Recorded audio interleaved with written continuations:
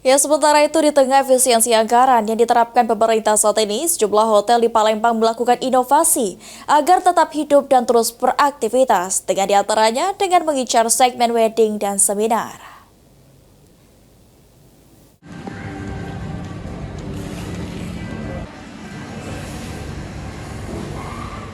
Di tengah upaya efisiensi anggaran oleh pemerintah yang kini sudah berjalan, sejumlah hotel di Palembang mulai mencari strategi baru untuk menjaga stabilitas pendapatan.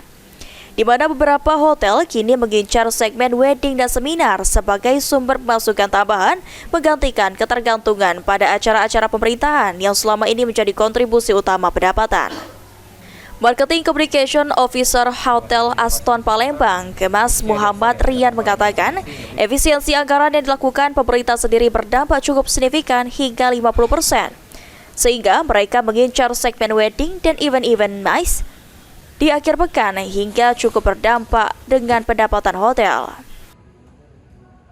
Salah satu inovasi yang sih kita khususnya di Aston Palembang sendiri sih lebih mendekati segmen MICE ataupun wedding, karena untungnya di Palembang ini segmen MICE sama wedding ini masih ramai di kota Palembang, dan untuk hasilnya sih di beberapa bulan terakhir ini sudah mulai ada kenaikan positif, sudah naik ya berapa puluh persen untuk event-event wedding dan MICE di Hotel Aston Palembang sendiri.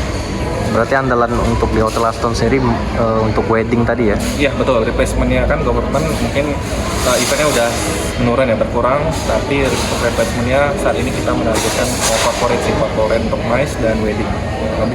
Dengan langkah yang diambil, industri perhotelan di Palembang berharap bisa tetap bertahan dan berkembang meski tanpa sokongan penuh dari kegiatan berskala pemerintah. Lutfi, PAL TV.